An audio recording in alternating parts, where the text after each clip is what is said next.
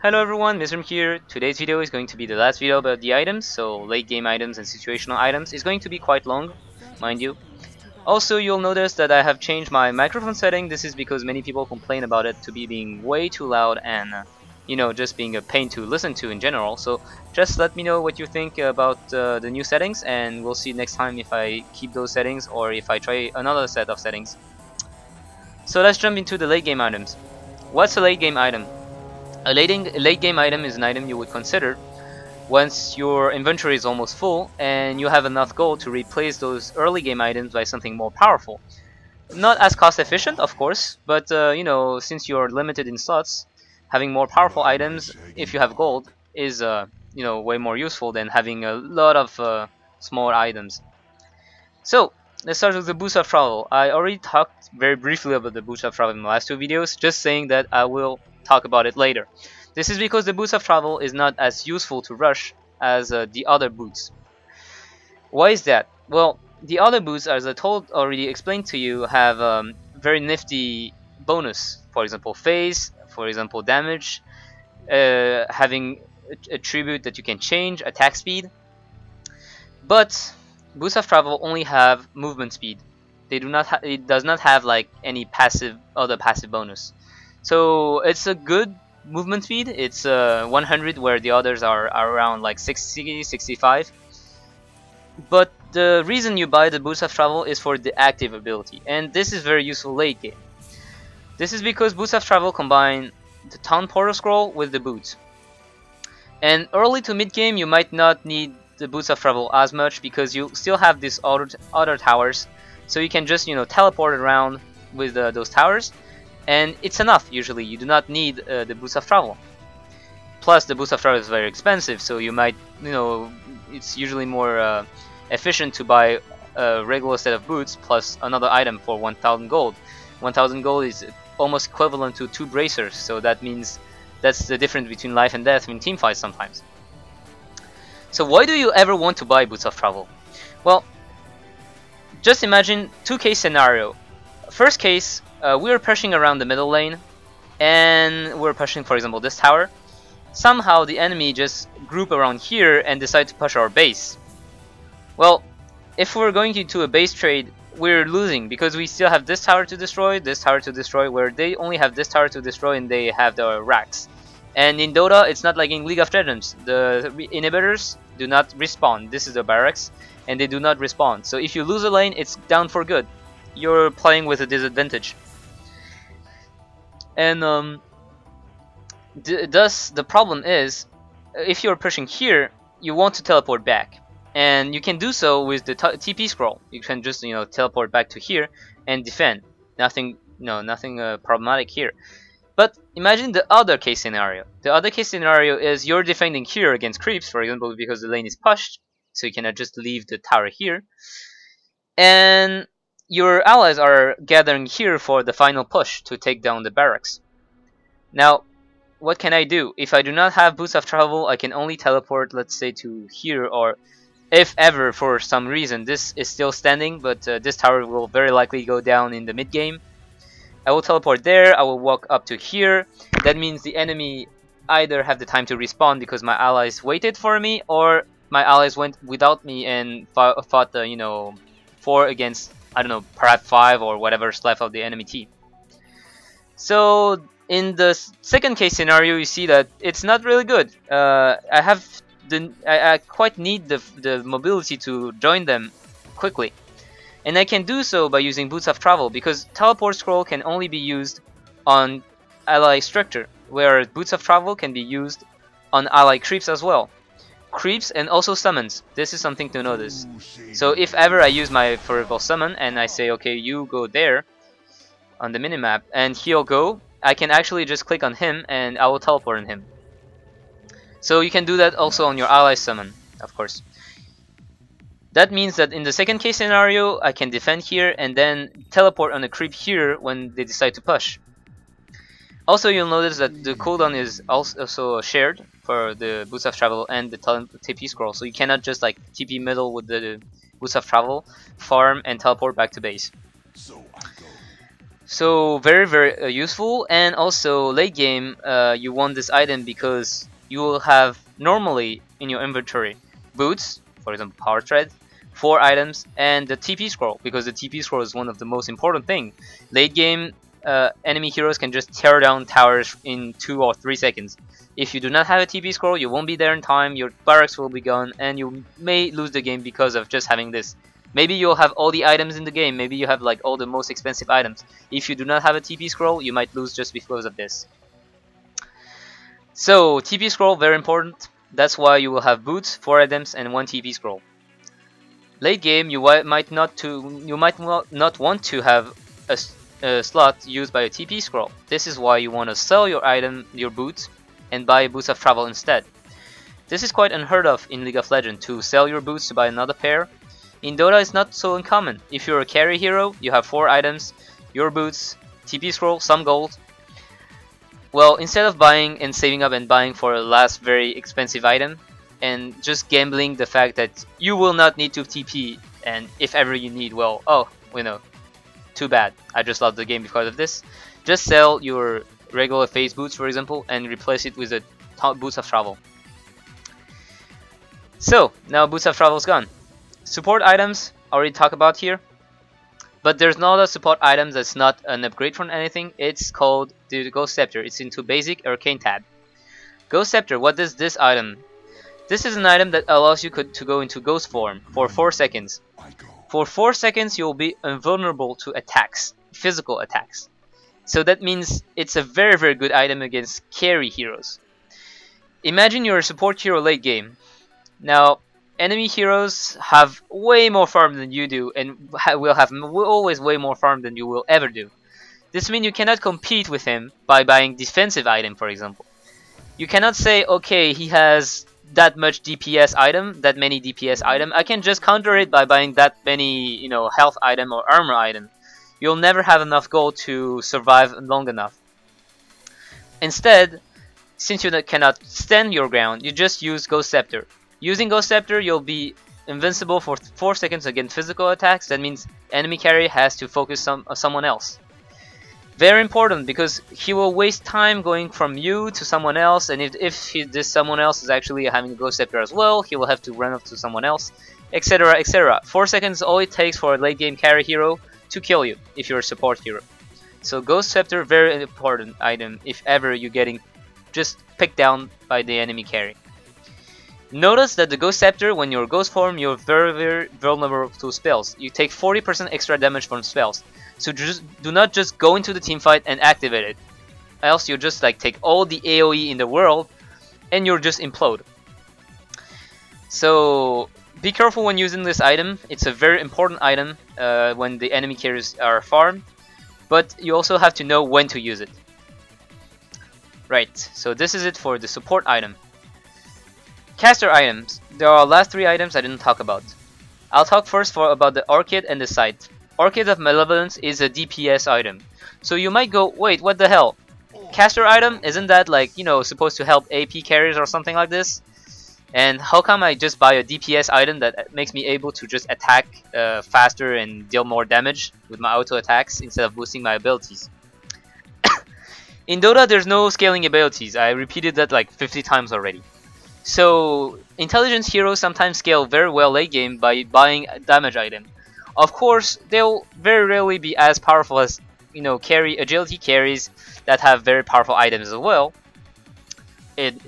Exception of some, you know, some intelligence hero that are really carry oriented. But these items are DPS items that have very good active abilities. So both of them have plus stats. So for example, this one has plus 25 intelligence, plus 30 attack speed, plus 30 damage. Do not forget that if I'm an intelligence hero, plus 25 intelligence also give me an extra plus 25 damage. So that means a total of plus 55 damage. And plus 150% mana regeneration for, just spamming my spells. As I said, the most important on those 2 items is the active ability. The Orchid of Malevolence allow you to silence someone for 5 seconds, and also it will amplify the damage it takes by 25%. So the silence is the main thing. The amplified damage is just icing over the top. It's very good. I'm not saying it's bad. It's useless or anything. It's just because the silence is the most important thing. Silencing a target for 5 seconds can just take away a caster for 5 seconds because he will be useless. Or it can also shut down any blinking heroes. Blinking heroes are something really annoying because they will rely on positioning to survive. And their mobility is just insane. You cannot catch up to them because they'll just blink around, and they're just a pain. But blinking heroes usually do not tank well because they have this blink ability. Now, what happens if you actually silence them for 5 seconds and they can't blink? They'll likely die, especially since you also amplified the damage by 25%. So if ever there's a blinking enemy hero in the other side, you might consider buying an Orchid of Malevolence. It's actually a good DPS item, so even some agility hero benefit from this. And the silence is just too good to pass on if the enemy has blinking heroes. Now, Scythe of Vyse. Scythe of Vyse does not give as much DPS. It just gives intelligence and other stats, so it actually gives more survivability than Orchid. Because Orchid, be careful, it's quite a good DPS item, but it gives absolutely no HP, absolutely no armor or whatsoever that can help you tank or just survive. So if you go Orchid of Malevolence, just know that you're quite squishy. Scythe of Vyse, on the other hand, gives you a bit of everything, so it not by any means will it give you the ability to tank, but it will still enable you to take more damage. And also, except from intelligent mana regeneration and everything, it has the active ability that is very important to hex someone for 3.5 seconds, somewhat like Lulu in League of Legends. Now, hexed unit, something very important is that they cannot use any spells, like if they are silenced, but also they cannot use any items. When you're silenced, for example from Orchid of Malevolence, you can still use items. So if you have a Force Staff, you get silenced, you may not be able to blink, but you can still push yourself away. So damage averted. Here, if you're hexed, you cannot use any items. You're also slowed because you will turn into something like a piglet or something. And 3.5 seconds all it takes late game to die. So if ever you're getting focused, 3.5 seconds, you're dead. No question asked. A very, very powerful item late game, because late game is all about control, positioning. And since everyone is so farmed up, usually in Dota you not be able to tank as much as you will be able to deal damage. So much more damage than any tank ability.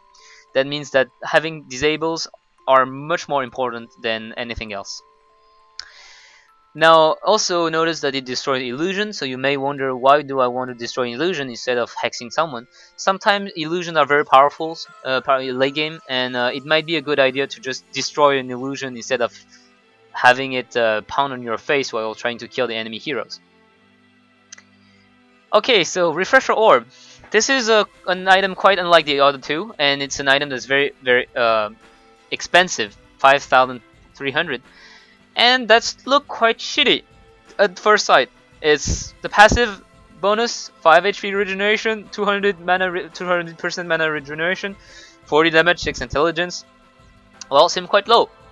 But of course, the interesting thing is the active ability. It actually resets all your cooldown when you use it. It's as it sounds. It's very powerful if you have it. It's very rarely seen because it's very expensive, and people won't be able to farm up to this item, especially the teamfight heroes, because you want to get Refresher Orb on those very big teamfight ability heroes, those who have something like Trend Protector. His ultimate is like Amumu's ultimate. For 3 seconds, no one can move. No one can move. Everyone takes damage. Refresher Orb makes it 6 seconds. You ultimate, you refresh, you ultimate again. 6 seconds of disable on the entire enemy team, very powerful. But, as I said, very expensive, not very easy to farm. The problem is those teamfight abilities heroes usually are those who go in the front, and unfortunately, if the teamfight goes bad, they're also the first one to die. So usually very hard to farm up this item. And you also have to notice that it has 160-second cooldown, so it's very long cooldown, and 375 mana cost. It's extremely high, especially for those initiator heroes that are very often strength heroes. So as I said in the blink dagger part, they are very mana starved. Chances are, if you ever go and rush the refresher orb, you will use ultimates, you will refresh, and you will have no mana for the second ultimate, even if you have full mana pool at the beginning of the fight. So if ever you still want to rush refresher orb, I just advise you to go for some very cheap mana items such as null talismans or for arcane boots. Right, so this is it for the caster items. Let's go on to the weapons. Now, weapons have been divided quite wrongly, as last time I talked only about those 4 because they are the cheapest one. But I should have talked also about the Radiance. The Radiance is a very good item when you rush it, but it loses effectiveness late game. This is because the passive ability of the Radiance is like the Sunfire Cape on a 650 AoE radius. Everyone in the 650 radius will burn for 40 HP per second. This is why it's very powerful early on, because if you rush it, and usually you want to have it before 20 minutes, what will happen is you will be able to chase the enemy support and deal damage to all the enemy support while still hitting the important targets. And remember that early on in this game, you will very likely to run around with something like 700 or 800 HP if you're a support hero. That means it's very easy to take you down with the Radiance, because Radiance combined with some AoE spells will take your HP very, very low, and you will be forced to back without even being attacked. So very powerful item if you ever rush it, but late game lose efficiency because as a pure DPS item it's not that good. It's 5,000 damage, 5,000 gold, and it only gives plus 60 damage. And the bird damage won't be as noticeable late game because even support heroes will gain levels and items, so they will be able to tank a bit this damage and ignore it. So usually Radiance is rushed on quite tanky heroes. So there are heroes you usually do not want to focus because they do not have strong damage ability or anything, and also because they are quite tanky. So you want to take off the squishy hero first. Still, having this Radiance makes you unable to. They cannot ignore you. You're just walking around and burning people up. They have to somehow disable this Radiance. So it forces enemies to pay attention to you. Ethereal Blade, I'll talk very quickly about it because it's an item that's very, very strange and only usually bought on a single hero. That is Morphling. Basically what it gives, it's agility, strength and intelligence, plus 40 agility, so quite good on any agility hero. But the active ability is it allows you to have an extra spell that blasts someone for 2 times your agility plus 75 damage. But it transforms you and your enemy into ghost form when you do so for 3 seconds. And you might wonder, why do I want to do this? Because as I told you, when you're ghost form, you cannot get attacked, but you cannot attack as well. You can only use spells. If you're a carry hero, you might go, well, I'm a carry hero, I need to right click the enemy. Why do I want to go into ghost form? And this is a good question. Usually you will only see this on Morphling because Morphling is a hero that can change his strength into agility and morph his agility into strength. So what he will do is like in the beginning of teamfight, he will just morph his strength into agility, have an obscene amount of agility, use the Ethereal Blade on the support, and use his 2 spells and 2 other spells, and the support will just instantly die, making the fight 5 against 4. All other heroes, I almost never saw Ethereal Blade on them. So just if you're a beginner to the game, you do not need Ethereal Blade. Even on Morphling, you can go other builds on Morphling. Do not go Ethereal Blade if you do not know how to use it well, or you'll just get nuked to death, and this will just destroy the reason why you bought the Ethereal Blade. Now for the more late game DPS item, that is Monkey King Boar Daedalus, for example. Quite similar items. They give damage, good damage. 81 for Daedalus, 88 for Monkey King Boar. The difference is Monkey King Boar actually gives you 15 attack speed and also the chance of mini stun. 35% chance of dealing 100 extra damage and dealing a mini stun. So this is quite good for cancelling any channeling abilities, or resetting cast time, or preventing enemy heroes from running away. Because sometimes when you're a carry, what you will have is slow or just damage, but you won't have something like a stun. So if you jump on someone and he'll see you coming, he might just say, okay, screw that, I'm teleporting away. And under 3 seconds, sometimes you won't be able to kill him, so he'll run away by teleporting. If you have a Monkey King board, chances are you will be able to interrupt his channeling by just having a lucky mini bash.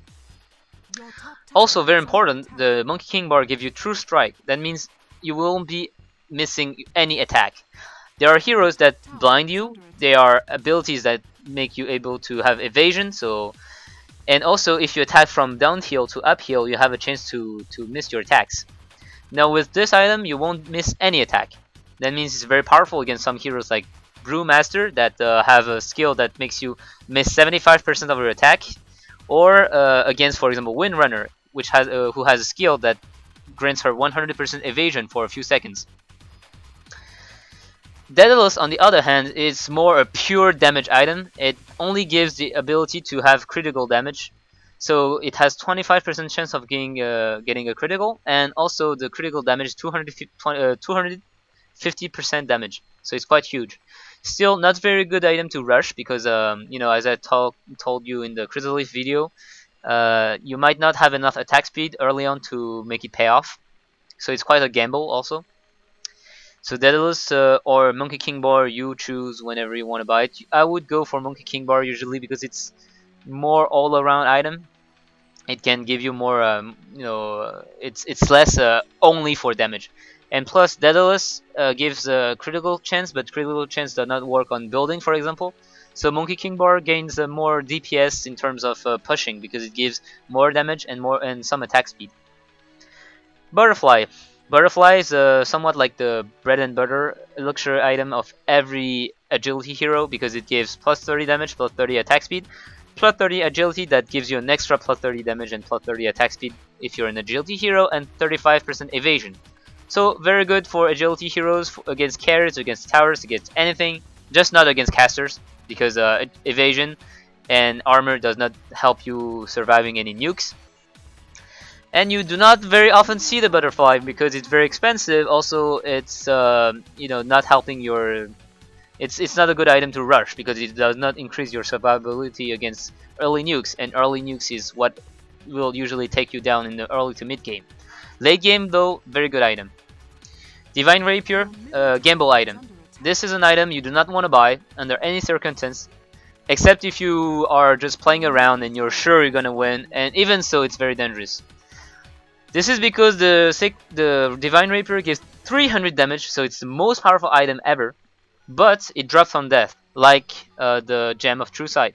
That means if you actually go goof around with the Divine Rapier and you die, you drop it on the ground, enemy picks it up, well, you may very well have lost the game. So, of course, if you kill the enemy, he will drop as well, and you can go back and forth for quite a time. But it's some kind of risk you do not want to take. It's 6,200 gold that you have lost from losing the Divine Rapier. Even if you take it back, you spend some time without having those 6,200 gold that you may have, bought something else with it, like Monkey King bar or anything. So Divine Rapier, don't go for it. Except for the lulls, but even for the lulls, very risky. Abyssal Blade, upgrade from the Skull Basher, gives you pretty much the same as Skull Basher, so the stun ability, but also plus 100 damage, so it gives a huge amount of damage. And the active ability that's very important late game, it's a stun that goes through magic immunity. You activate it, it's a melee stun, and it's stun for 2 seconds. Late game, every carry will go around with a BKB, and you won't be able to stun them because they'll be, they'll be in BKB mode, so they will stop any spell coming at them. Now, having this allows you to actually shut them down for 2 seconds, which is quite huge. 2 seconds might be all it needs for you to pound them down, or just waste their 2 seconds of their BKB. So good item to consider later on. Not good to rush because it doesn't give much HP, and you know it doesn't give any attack speed or anything. So only damage. Plus, it's the most expensive damage, most expensive item in the game. Sorry for this. So yeah, do not go for this item if you do not know what to do. Late game though, quite a good item. Do not buy it on ranged heroes, I guess. It's only 10% chance of stunning, and the active stun is actually melee, so you have to run up to them to stun. If you're ranged, that quite you know, destroy the purpose of being ranged. Armor. So all these items I didn't talk about. Shiva's Gourd, somewhat like your frozen heart plus Renji's Omen combined into one item. It has an aura that reduces the attack speed of the enemy by 25%, so Frozen Heart. It has plus 15 armor, so Frozen Heart, and plus 30 intelligence that gives you mana, so quite like Frozen Heart. Now the active ability though is quite like Renji's Omen. It deals 200 damage to enemy heroes, to all units around you, and slow the enemy movement by 40%. So quite good in team fights. Extra 800 damage on the entire enemy team. 1000 damage on the enemy team. It's nothing to scoff at, and plus reducing movement speed allow you to control the team fight better. Very good item to go late game, especially if you have many right-click enemy heroes against you. Aura slow, always good. Armor, always good against enemy right-click heroes because you'll take less damage. And intelligence, not bad either, because usually Shiva's Gourd you want to buy it on either strength heroes, that's initiators, and they are very mana starved, as I told you 3 times already. So plus intelligence, never bad. Or on intelligence heroes, so plus 30 intelligence, also plus 30 damage. It's always that taken. Manta style, I do not see why it's in armor, because it's not an armor per se. It's an item that's very interesting because it gives you the ability of splitting it to 3 illusions. So passive bonus, plus 10 to all stat, extra plus 16 agility, plus 15 attack speed, plus 10% movement speed. Quite good for any agility carry. And also ability to create 2 illusion when you use it. Illusion lasts 20 seconds, they deal 28% damage and take 300% damage for ranged illusion. The melee illusions are quite stronger. And it's very good for pushing, because you will be able to deal approximately 160% of your damage to the tower, because the 2 illusion will attack as well. And also in team fights, because enemies, even if they disable you, your illusion will still hit the enemy. While if you only have damage item, if you get disabled, you won't be able to do shit except die. So Manta style, quite good. An item that's often bought on agility heroes, and it causes a lot of havoc. Now the problem with Manta style, if they have lots of AoE, you will have to know when to use it. Do you want to use it before they use their AoE and your full HP, so your illusion will be full HP, but since they take so much damage from so much bonus damage, they might just explode instantly? Or do you want to use it after the AoE have happened and you're low on HP? That means the illusion will be low on HP as well, and they will die very quickly as well. So thing to know. Now, oh yeah, I did not talk about illusion. I will talk in the later video, because illusion have quite some strange mechanism attached to them. They benefit from some stuff, they do not benefit from some others. So I'll go over it in another video. Bloodstone. Bloodstone, very complicated item to read. You see the text is very long. But basically what it gives is tons of health, tons of mana, health regeneration, mana regeneration. So what it gives also is, like the Urn of Shadows, whenever an enemy dies behind in the vicinity, you will gain a charge. And for every charge you gain, you'll have more mana regeneration. Also, more important, when you die, you will restore 400 health plus 30 health per charge to all ally units around 1600 AoE. That means that basically if you die first in the team fight, you will heal all your allies. It can change the team fight. Usually you do not want to die just for this. You do not want to save your allies by dying and healing everyone, because it's very hard to plan ahead. And also, most important is that every charge reduced the gold loss from death by 25 and the respawn time by 4 seconds. If you have enough charge, that means you can almost respawn instantly to the fountain. Very, very important late game, because late game having an extra hero in the fight is, you know, most important to defend or attack. Now, whenever you die, you lose a third of a charge, like any snowball item in League of Legends. And that means that if you die all the time, you'll go to 0 charge, and Bloodstone will be useless almost. So very good item if you need mana, need health.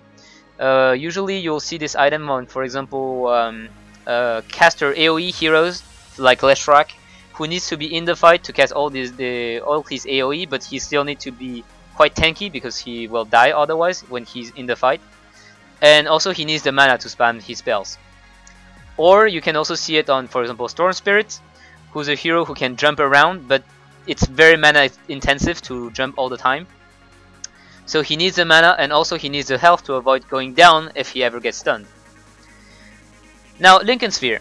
Linken Sphere is like your Banshee Veil. It gives you a spell block every 20 seconds. However, you do not have this very, very strong, visual effect on you. So be careful, you have to watch the enemy inventory to know if they have the Linken Sphere. You will not have a very big visual effect like the Banshee Veil, the huge purple shield around him. It gives plus 15 to all attributes, which is not bad. It's always a good boost. HP and mana regeneration, so it's always good, and damage. So it's a good all-around item. It's quite defensive, but do not just think Linken Sphere is bought for the spell block. In Dota, you will have tons of spells flying around, so the spell block will usually block one of the minor spells. But most important is all the bonus it gives you. The passive bonus is actually quite good. You can also consider buying Linken Sphere because Linken Sphere does not block AoE abilities. So some heroes do not have AoE abilities, do not have single abilities except for the ultimate, for example. That means that they can, if you ever go one against on them, they can use their AoE ability on you, but it will not trigger the Linken Sphere. And when they want to use their ultimates, the Linken Sphere will block the ultimate. Assault Cuirass. Assault Cuirass is an item that's offensive and defensive. Basically, it gives you a ton of armor to allies as well. It's a 5 bonus armor aura, and you have plus 10 armor for yourself, and 35 attack speed for you, and 25 attack speed for everyone else, including you. So it's like plus 55 attack speed for you, and also reduce the enemy armor by 5. So good item all around. It debuffs your enemy, it buffs your allies. Quite good. So usually late game you want to go for Shiva's Gourd or Assault Cuirass, for example. It's not the same purpose. Assault Cuirass you want to use on heroes that benefit from the attack speed, whereas Shiva's Gourd is way more defensive. You do not need to attack for it to be useful, where Assault Cuirass you quite need to attack if you want the 35% attack speed to be useful. Heart of Tarrasque, the ultimate tank item. Basically, it gives you plus 300 health, and plus 40 strength.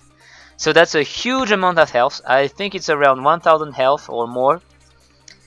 And whenever you're not getting attacked by an enemy hero, thing is, what happens is you will restore 2% of your health per second. This is enormous. This is enormous. It actually allows you to go into a team fight, run away, screw around in the jungle, and then come back. This ability is not disabled if you get attacked by creeps or by towers, so you can just tank up towers and let all your allies attack. You can take the focus from the tower without any problem.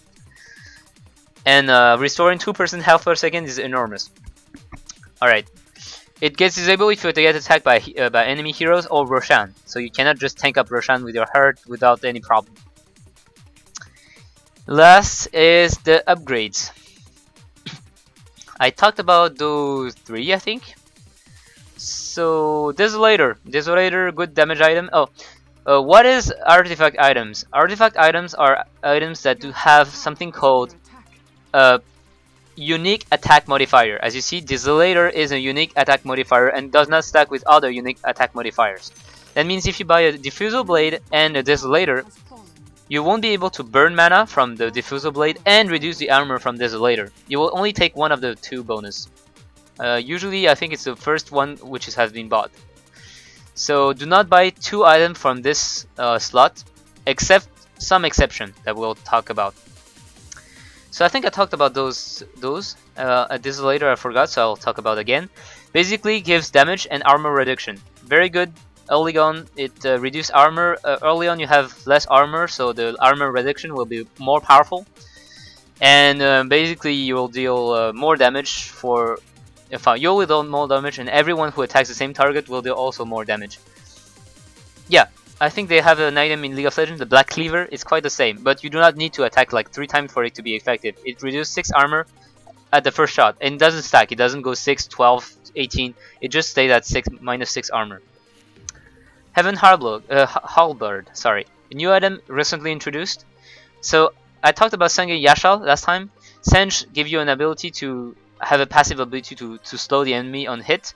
Yasha has a active movement speed. Yasha is used in Senge Yasha and in Manta style, where Senge is used in Senge Yasha and Heaven Halberd. Heaven Halberd still gives you the chance of maiming your enemy, so slowing him. Gives you more strength, more damage, and also 25% evasion. So it's quite good also for enemy hero, for a strength hero who does want to avoid some damage.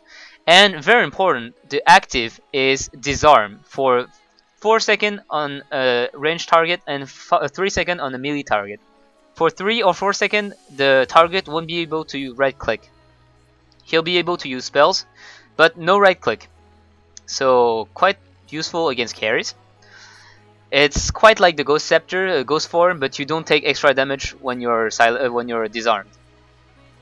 The new item, very few people do this item, but it's still a very good item. So consider it. Senge and Yasha basically combine Senge and Yasha's bonus into one. More maim chance, more slow chance. Slow is stronger, more movement speed, more attack speed, more damage, more everything. It's a good item if you're poor and you cannot save up to anything, because the most expensive item in it is like 1000. So if you cannot save up for something like Butterfly, you know, something that costs 3,300 to buy, you can go for this one. Mjolnir is the upgrade from Maelstrom.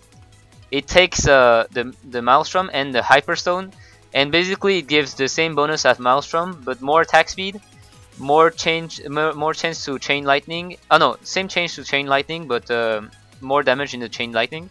And the active is it gives a shield on someone. You click on the item and you click the shield.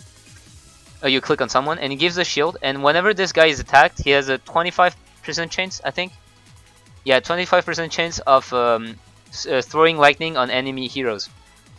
It's like a static shield basically. So it allows you to deal damage while tanking up. Eye of Skadi is an item that's very expensive as well. What it does is basically it gives you a slow attack. So any attack you deal on enemy heroes will slow them by 30%, and slow their attack by 20%. It does not stack also. It gives plus 25 to all attribute, plus 200 mana, but plus 200 health, sorry, and plus 150 mana. It's a very expensive item for what it does. So usually, Eye of Skadi is a very late game item. You do not want to buy it early on because it does not give so much as you could imagine. So Eye of Skadi, usually you won't see it on on heroes in pub games. Satanic is the upgrade from Helm of Dominator. It gives you lifesteal and armor, strength, and damage, but most importantly, lifesteal. The active actually gives you 175% lifesteal for 3.5 seconds. That means if you're low on health and you use this active, you'll actually leech way more than you deal, you deal any damage. So it can save your life in team fights if you're not disabled. You're low on HP, use Satanic, keep on attacking, you'll heal in no time. Alright, so I think I went over all the items. I'll do some video also about the more the let's say the more special part about the items, the fact that, for example, Satanic stacks with KD, or that the diffusal blade work on illusion. This I will talk in another video. That's a bit more advanced information, maybe not so useful for new players. So as a reminder, when you do not know still, even if I explain all the items, please use this suggested item tab. It's very rarely extremely bad. It's you know, it's not. It can be sometimes a bit strange. The items it might not be optimal, but it's not bad per se. Okay. Also, someone asked me about how to buy items, because sometimes he would get confused from League of Legends. Basically, if you click on an item here, you see that nothing happens. Nothing happens. Left click, it will only show here. Now, if I click on left click on this item, it will not buy anything as well. It will actually show me what the item is. So to buy an item, you have to right click. If you right click on the Wraithband, it will buy the entire Wraithband if you have enough gold. So for example here, you can actually buy directly from here as well. If you right click on Magic Wand, it will buy it. So only one right click. If you right click twice, you will actually buy the item twice. Something else is you can actually drag and drop the item here. So you'll have these 3 little items, and every time you have enough gold, there will be a little square around it, and this little ding sound you just heard, just to say, okay, you can buy it. So I just have to right click here, and I will buy it. I think this will be all for today, and so as usual, thank you for watching. Next video is probably going to be about either warding or some more advanced information on heroes. So as usual, don't hesitate to give any comment or critic or request or questions, and remember to tell me about what you think of this new microphone setting. If you prefer it, or if you think the other one was way better, or if you still want to change and see something else because it's still annoying for you. Well, thank you, and see you next time.